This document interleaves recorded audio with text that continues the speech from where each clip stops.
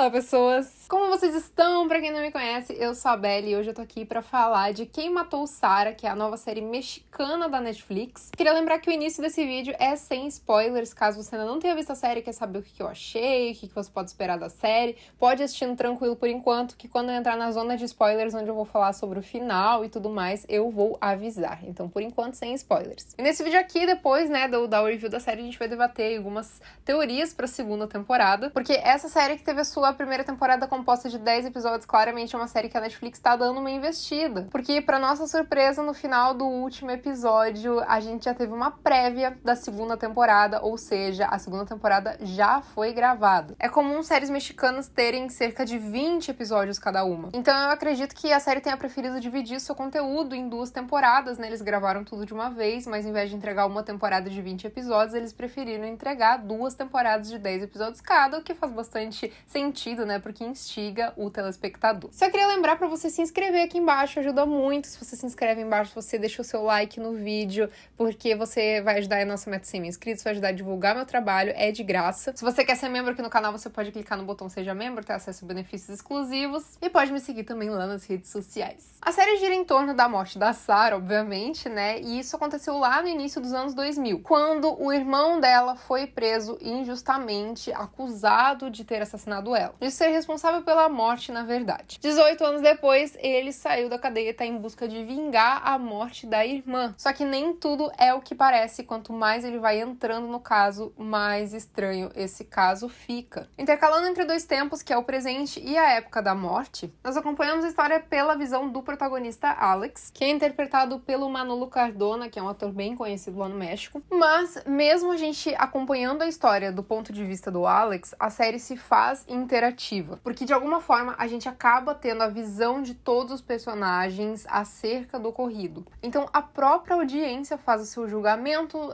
escolhe quem defender ou quem acusar. Ou seja, aquele tipo de série que a gente adora, né? Porque a cada revelação a gente muda de ideia sobre algum personagem, um personagem que antes a gente tinha certeza que era inocente, depois a gente começa a duvidar. E chega num ponto que a gente duvida até, assim, de como ela realmente morreu. E é muito interessante porque tecnicamente, todos os personagens têm as suas motivações pra matar a Sarah, né? Então a gente fica com aquela pulga atrás da orelha. Só que aí a gente pergunta, será que eu deixei passar alguma coisa? Aconteceu alguma coisa que eu não vi? A série, em alguns momentos, tem um ritmo um pouquinho lento, mas eu não acho que isso seja ruim. É de praxe de produções mexicanas terem aí um certo aprofundamento na vida dos personagens, principalmente na vida pessoal deles. Então, em muitos momentos, a gente tem os personagens em suas cenas que não tem nada a ver com a investigação sobre a morte da Sarah, mas tem a ver com suas vidas pessoais, seus dramas pessoais, suas questões amorosas e tudo mais. E isso é muito abordado nessa série. A gente tem muitas subtramas, principalmente amorosas. A série aborda diferentes temas, incluindo homofobia, tráfico de mulheres, lavagem de dinheiro. Tem muita traição, né? Enfim, o México adora um drama e prefere colocar vários assuntos de uma vez, assim, numa série. E uma coisa também interessante que rola nessa série é que a gente vê até que ponto uma família rica tá disposta a ir pra poder se proteger, pra manter o seu status de alto padrão, né? Mas mesmo dentro de uma família corrompida, a gente consegue ver personagens valiosos e com caráter. É legal ver quando frutos caem longe do pé e não próximo do pé. Eu achei a série bem interessante, não tô entendendo assim por que a gente não tá falando dela, não entendi como ela não entrou ainda no top 10 do Brasil, né? Se você tá vendo esse vídeo no momento que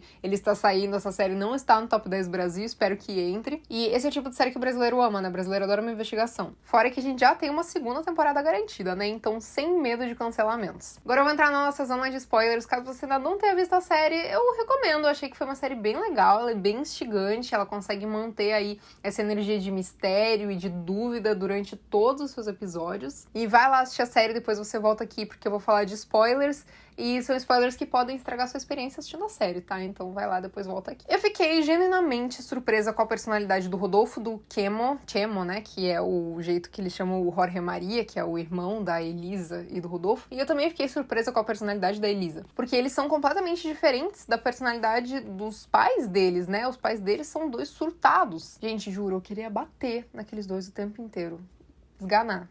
Sério, que personagens irritantes. E outro personagem bizarro é o Sérgio, né, que é um personagem que claramente é psicopata. E além de serial killer, né, porque a gente tem ali um traço fortíssimo da personalidade dele quando a gente vê ele na casa dele e vê que, por exemplo, a geladeira dele é milimetricamente organizada, ele tem muitos relógios na casa dele. Isso são algumas características de pessoas psicopatas, né, sociopatas, serial killers, enfim. Mas outra coisa interessante que a série aborda, além desses vilões declarados aí que a gente sabe que são pessoas ruins, é o fato de que a Sarah, no fim das contas, não é a princesa perfeita que a gente achava no começo da série, né? Porque a gente enxergava a Sarah através dos olhos do irmão dela, e claro que 99% dos casos, o irmão vai ver a irmã de uma forma mais cor-de-rosa, né? De uma forma mais colorida do que a pessoa realmente é, pelo carinho fraterno, né, o carinho da família e tudo mais. Mas aí a gente vê que a Sarah, na verdade, não é aquela coisinha assim que a gente achava que era uma fofinha, né? A gente viu que ela traiu o Rodolfo com o pai dele, que ela tinha umas atitudes duvidosas, né, o jeito que ela tratava as pessoas, e ela ainda tinha aquele caderno completamente bizarro, com coisas bizarras escritas. O que nos leva a um grande questionamento de quem é aquele corpo enterrado no quintal. Para debater sobre isso, a gente precisa fazer uma timeline dos fatos, porque a gente tem bem no finalzinho do 10º episódio uma cena onde a Sarah está naquele sítio, né, naquela casa deles do lago, que no caso é do sogro dela, né, do namorado dela, da família Lanzano. Ela tá naquela mata que tem em volta da casa e tem alguém tentando enforcar ela, e nesse momento o César chega e dá um tiro nessa pessoa. Isso aparentemente não aconteceu no mesmo momento, no mesmo espaço temporal que foi a viagem onde ela morreu, né? Por quê? Ela sabia que tinha uma pessoa que tinha sido enterrada no jardim dela e ela teve tempo hábil de escrever sobre isso naquele caderno dela. Então, isso foi em algum momento antes da viagem fatal dela, né? Talvez tenha sido na mesma viagem onde ela traiu o Rodolfo com o César, não sabemos exatamente, né? Mas, com certeza, foi em algum momento antes dessa viagem fatal onde ela morreu, né? Foi em alguma outra viagem anterior. Então, nenhuma pessoa que estava lá no dia da morte pode estar enterrada lá, né? Porque se isso aconteceu antes do dia da morte da Sarah, não tem como uma pessoa que está no dia da morte da Sarah ter sido enterrada no quintal. Eu cheguei a especular que tinha sido esse Nicandro, sabe? Que eles comentam sobre ele tá desaparecido, apareceu uma certidão de óbito dele, né? Que o Alex encontrou, a gente não tem certeza se ele realmente morreu, se era uma certidão de óbito verdadeira ou falsa. Mas, como essa pessoa foi enterrada antes dela morrer, não tem como ser ele, né? Porque ele estava lá no dia da morte dela. Eu acredito que a pessoa que morreu é uma pessoa que a gente mal viu na série, ou que ainda não apareceu na série. Mas uma observação interessante é que a gente não viu de fato a morte dela, né? A gente viu que ela foi pro hospital, né? Apesar da mãe do Rodolfo ter só fingido que tinha ligado pro hospital. E daí depois a gente viu o Alex chorando no corredor. E eu chego a me perguntar se essa garota foi enterrada mesmo, sabe? Vai que essa doida tá viva, a gente não sabe, a gente não viu o enterro, a gente não viu o caixão aberto. Então, enfim, né? A série dá a entender que quem de fato cortou as cordas, né, as tiras do paraquedas foi o Elroy, com o mando da sogra da Sarah, né, da mãe do Rodolfo, que por causa da Sarah estar grávida do César, né, que é o marido dela. Só que teve um dado momento, quando o Alex achou aquele diário, que eu cheguei a perguntar assim, cara, será que não foi a própria Sarah, às vezes, que cortou o negócio, sabe? Porque ela ficou falando o tempo inteiro que ela queria morrer naquele diário, sabe? Meio doido, assim.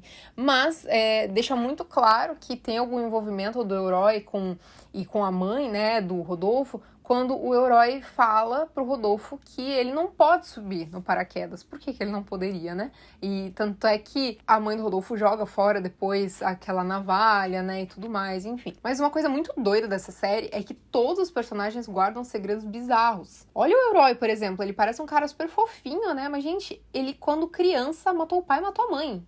Psicopata. Quer dizer, todo mundo é meio psicopata nessa história, né? Talvez salve o Alex e um pouco o Rodolfo aí, que é meio zero esquerda, mas enfim. Aliás, o Chemo tem uma história super interessante com relação à rejeição que ele sofre da família dele por ele ser gay. Mas pelo preview da segunda temporada, ele parecia estar beijando a Clara. E aí eu me perguntei, será que havia um trisal, né? Porque a gente viu que ela sente ali uma atração pelos dois juntos, né? Ou se de repente o Lorenzo largou do Chemo e o Chemo vai ficar com a Clara aí, porque ele é bi, enfim, né? Fiquei curiosa pra saber aí essa relação aí do Chemo pra segunda temporada, o que vai acontecer com ele. E outra coisa que a série acabou surpreendendo também foi o fato da Diana, né, que é aquela pessoa que se correspondia com o Alex através de mensagens, que tinha presenciado o crime. Na verdade, era a Mari Fer, que é a melhor amiga da Sarah. Mas o que ela tava fazendo lá no dia da morte? Ela não tinha um problema que ela tinha ligado pra Sarah, que ela precisava de ajuda da Sarah? Será que ela tava grávida do Alex? Porque em dado momento da série, né,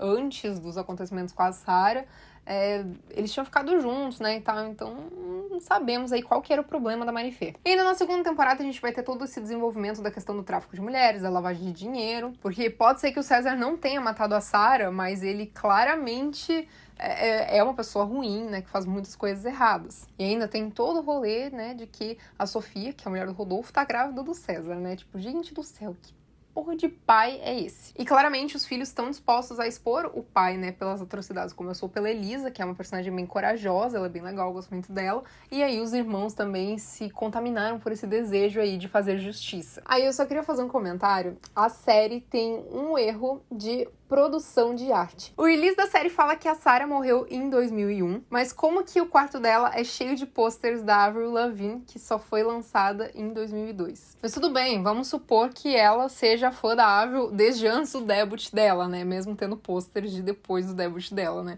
Vamos supor que a Sarah, na verdade, morreu em 2002 e que o release errou a data, né? Que, na verdade, a data da morte da Sarah é 2002 e não 2001. No quarto da Sarah tem uma logo do Green Day que só foi criada em 2004. Então, se o crime tivesse acontecido em 2004, a série se passa no futuro, vocês entenderam o que eu quis dizer? É interessante que a área de pesquisa de arte se atente nessas coisas, porque se eles se preocuparem em pegar bandas do início dos anos 2000, né, pessoas famosas do início dos anos 2000, mas eles não se tocaram que o crime era anterior a momentos que estão nessas cenas, né? Por exemplo, essa logo do Green Day de 2004. Eu sei que parece uma bobagem, mas se a pessoa é atenta e repara em detalhes assim, acaba estragando a experiência, né? Porque como é que uma logo de 2004 do Green Day vai parar num quarto de uma garota que morreu em 2001 e o quarto nunca mais foi aberto, sabe?